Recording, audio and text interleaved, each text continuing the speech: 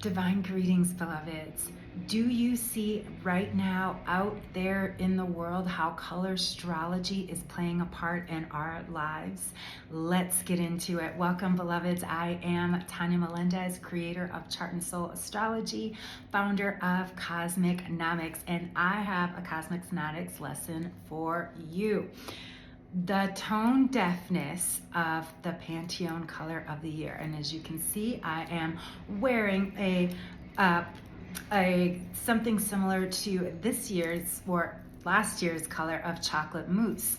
And if you're a conspiracist, we could talk about that all day as well, because the chocolate mousse has an energy of food, right? Whereas this new color of the year has a very distinct energy. So let's get into the astrology of it. First of all, I've got to let you know, they announced this color during a Gemini full moon, not only a regular full moon, but a super full moon, knowing that it would get the collective talking. And did it do its job? Yes, it did. What they didn't expect is the backlash. And why the backlash? Because of the tone deafness. And I'm going to get into this, and I'm going to share with you the title of the piece that I wrote in the upcoming book, Sacred Volume Number 2, which volumes, and that is Women in Alignment with Collective Healing. That is what that stands for, and it's volume 22. I am the keynote speaker, and I will be speaking on this and so much more, so stay to the end. So why is Cloud Dancer as the color of the year is not a good thing? We know that color psychology works and that it really brings out so much in us. And the reason I talk about colorstrology is not just as an astrologer, not just somebody who loves fashion. You see, I just had to pull out my librarian glasses because I really want to get into this. And I want to show you, if you think I'm not a nerd enough, let me show you. So this is one of the books that I have checked out from the library. So when I saw yesterday's color and then looked in here and again connected to the backlash, because I even pointed to it. I didn't even want to say it yesterday because I was like, what? I needed a moment because it was the Gemini full moon. So I just happened to have this book, and I'm going to share with you what it says about white. And this is The Secret Lives of Color. And one of the things that she starts out with is, and it's very true, and it says, do words shape the shades we see? Absolutely. That was, the first question of the book. And that's how I even got really into color astrology back in the day, because I know it affects us, it impacts us. So do words shape the shades we see?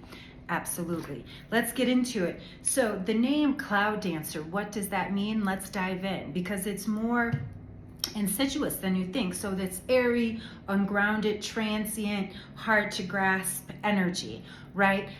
Coming in with that Gemini energy. So you see what I'm saying? It was very subversive, but again, it's really heady, because this is what people are again then talking about. So I know they thought about what, when, and why they launched it when they did, because that energy is about ungroundedness and creating a sense of, again, of that tone deafness. So I'm going to get into that, but first I want to talk about more of this white. So what they have here is white, lead white, ivory, silver, whitewash, Isabelline, chalk, and beige. And so what I want to point out was what was written here. For start, it's tricky to make. You can't reach it by mixing together other colored paints. You have to begin with a special white pigment. And anything you add to that pigment will only take it in one direction, toward black. This is due to the way our brains process light. The pigments there in a mixture is less light reflected back into our eyes, and the darker and sludgier it becomes. So I wanted to share that with you, but this is also what I wanted to share, because she goes into the history, she talks about the color, and then she goes into some of the history. And so this is what I wanted to share. White has been long been intricately connected with money and power. Fabrics, including wool and cotton, had to be heavily processed in order to appear white. Only the very wealthy, supported by battalions of staff, could afford to keep the fresh lace and linen cuffs, ruffs, and cravats worn in the 16th, 17th, and 18th century pristine. This connection still holds true. Someone wearing a snow pale winter coat telegraphs a subtle visual message. I do not need to take public transportation. So you see, the words do shape and the colors do impact us. And so as somebody who talks about color astrology every single week, I knew I had to come in and talk about this. And so I will be taking this on over to Substack as well, into Cosmic Tea with Tanya. So get ready for that. Cosmic Tea with Tanya is coming up over there on Substack on the Cosmic Mirror. So that's the best way to get into that. So let's talk a little bit about this spiritually toned deaf, and then I'm going to get into some more color strategy for today. And also, you know, I have been one to wear white at length. When my beloved kitty cat Prince passed away earlier this year, I wore white for all of July because he had been sick and I was trying to bring up his vibration. So it's interesting for spiritually Black women like myself and spiritually Black throughout the African diaspora, wearing white is connected to the Orisha Obatala, who again covers us with the white cloth. So it's very interesting. I bet they didn't take that into account, but let's keep going into it. So it's this energy that is, you know, really putting out the idea of tone deafness. And especially because this has been a year of immigrant, and as I spoke about earlier, even the chocolate mousse, right? And so that color was depicted as food.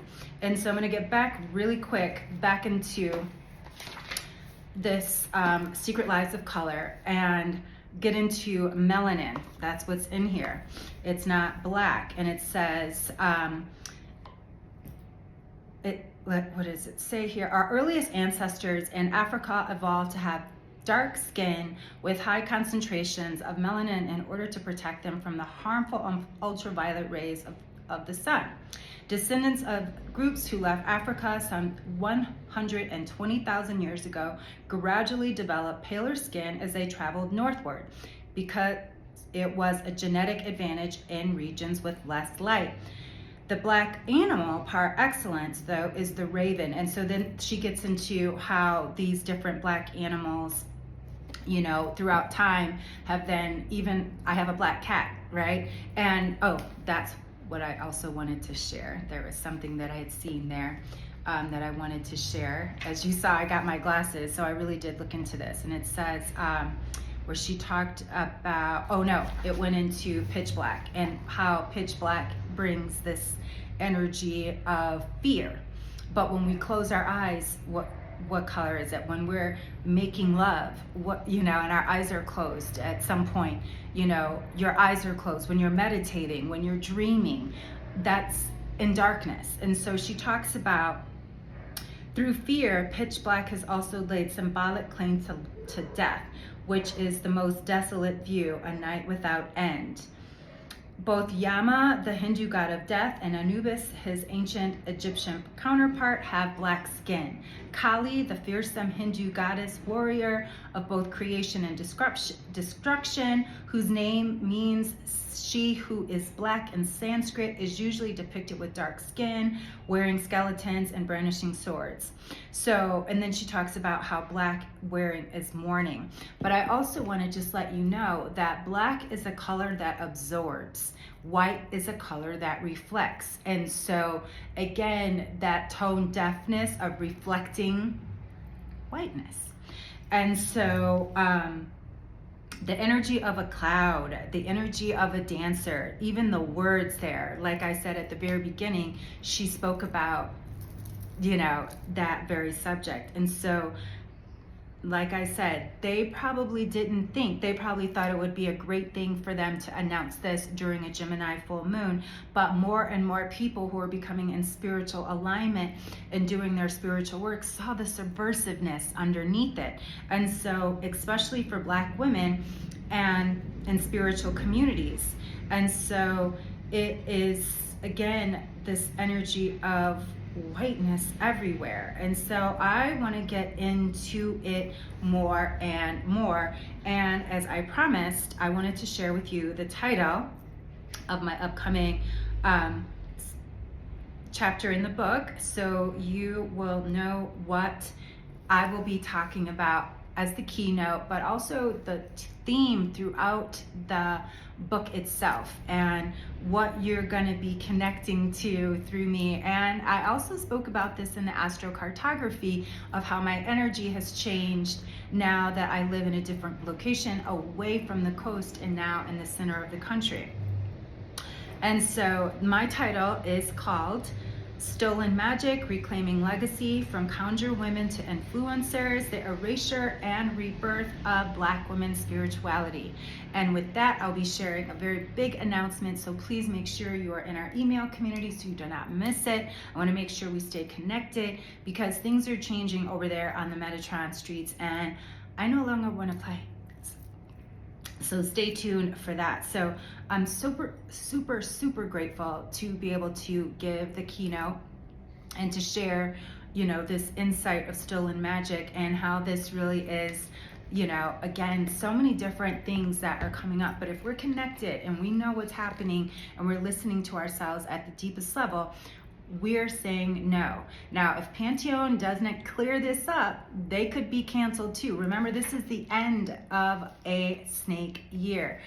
Celebrityism being canceled, all of that. People are coming back to the real. People want their nature, their spirit, they want their alignment, and all of that is not. So just quickly want to share today's color, and it is Riviera, and it is wearing this color, surrounding yourself, remind you to stay lighthearted and enjoy the game. So it is what it is. And so, as I said, I love Colorstrology, so I had to talk about it. So I want to hear from you. What's your take? What do you think about Cloud Dancer? And as I said, even chocolate mousse. Let's get into it, beloveds.